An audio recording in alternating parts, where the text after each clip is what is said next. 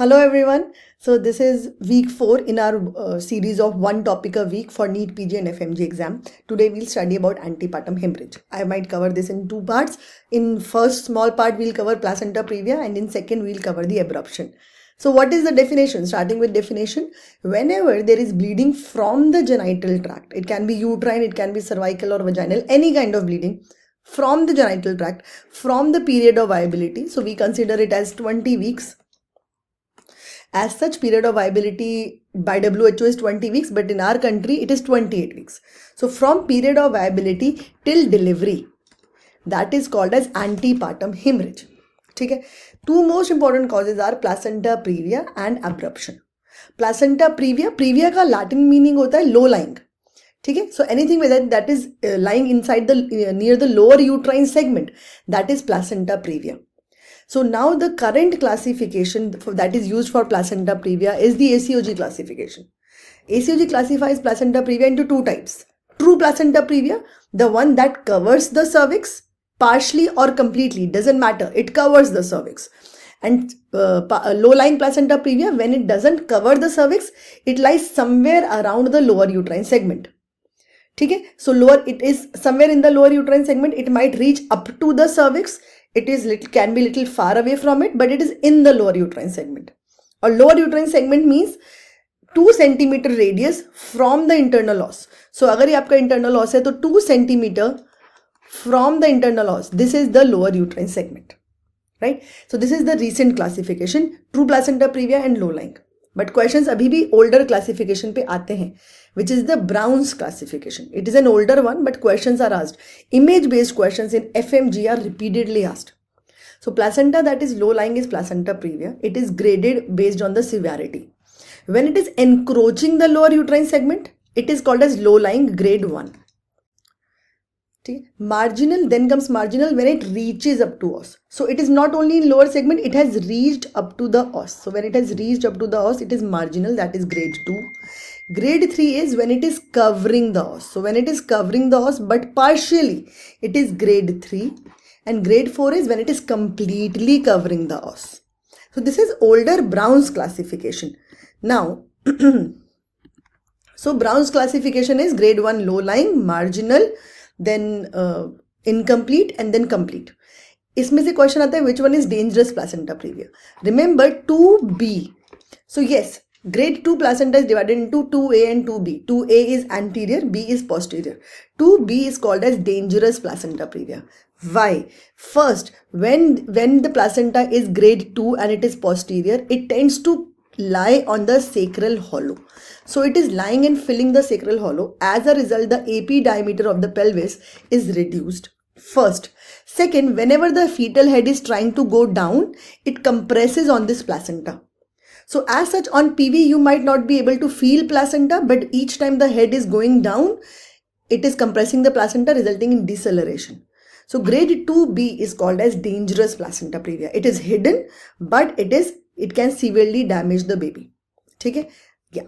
Now, coming to the risk factors, anything that can increase the placental size. जब भी placenta का size बड़ा होगा, it can encroach onto lower segment.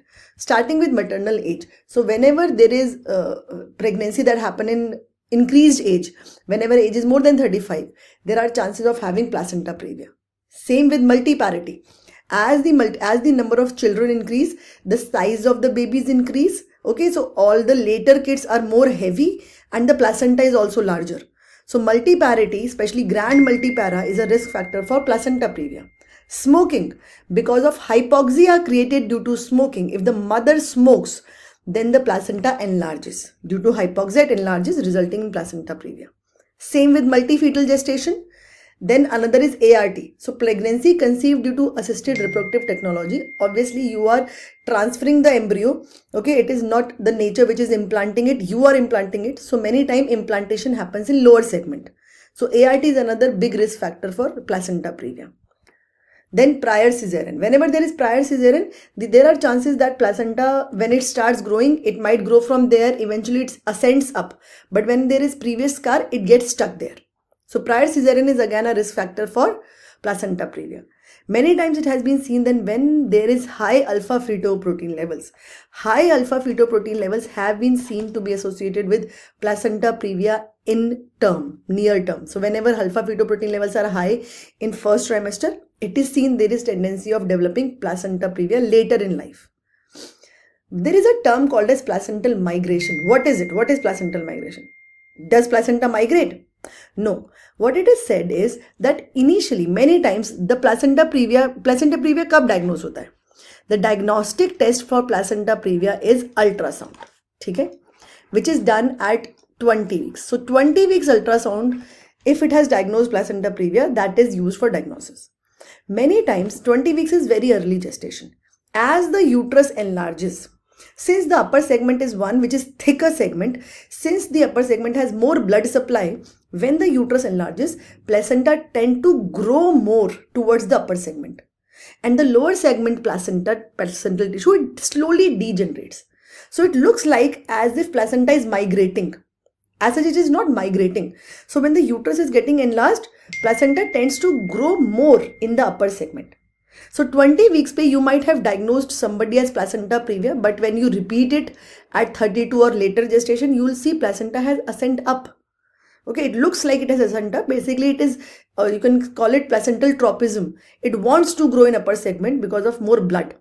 So this migration is something that is very important. You have to keep in mind, because if somebody has been diagnosed as placenta previa now, ho sakta hai later when you do the ultrasound, there will be no placenta previa.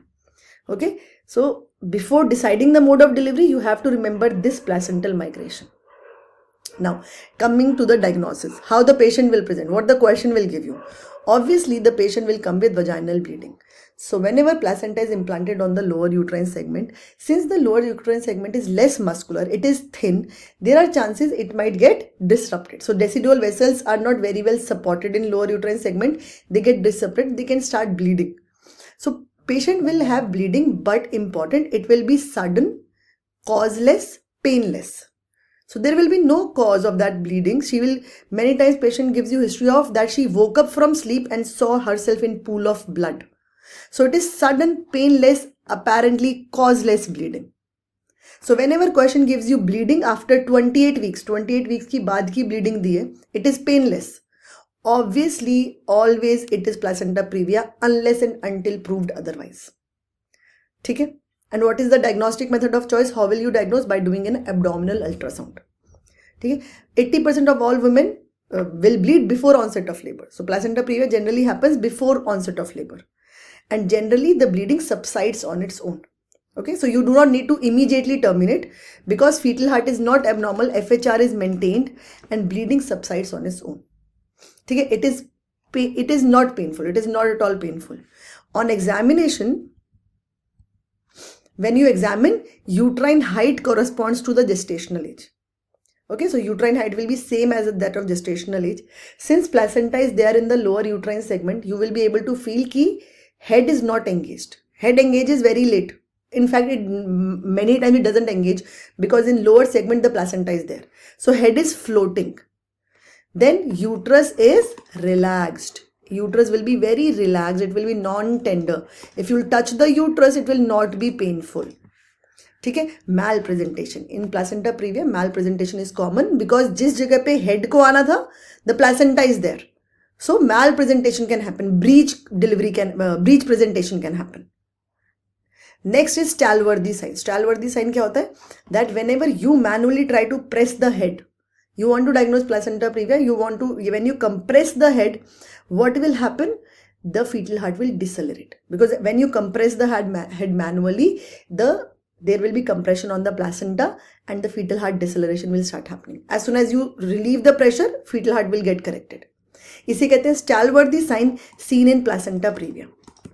So when this is there is bleeding, but which is painless. Uterus is relaxed. It is not tender. You will do a diagnostic test, which is the ultrasound abdomen. Okay? How do you manage placenta previa? It is very easy. See, placenta previa, I told you, it is causeless, and it is, though it can repeat itself, but generally it stops by itself. So coagulation happens, the vessels coagulate and bleeding stops. So management is basically conservative till the baby is mature. So till 37 weeks you will do conservative management. Okay? So diagnosis is by transabdominal ultrasound. If there is any confusion, you can do TVS. So never think कि हम transvaginal scan नहीं कर सकते. You can very well do TVS scan in placenta previa. Then, so ultrasound, first you have diagnosed the placenta previa at 20 weeks. Then will you repeat the ultrasound or you will straight away select the mode of delivery? You will repeat it because you know placenta tend to migrate. So before deciding the mode of delivery, you want to be sure कि ये अभी भी placenta previa है, because you know that placenta tend to ascend up. So always the repeat ultrasound is done at 32 weeks and then again at 36 weeks, and here you will decide the mode of delivery. Because if it is placenta previa, no matter what the grade is, the answer will always be LSCS. You do not deliver it vaginally. But that will be decided once you do a repeat scan at 32 followed by 36. Right? So you will deliver at 36 to 38. So once the baby is mature, then you deliver. Till then you give the conservative management, and specifically what books write is pelvic rest. So you don't give bed rest to patient, but pelvic rest means avoid squatting and avoid coital activities. What will be the mode of delivery? Mode of delivery will be LSCS. So that's it about placenta previa.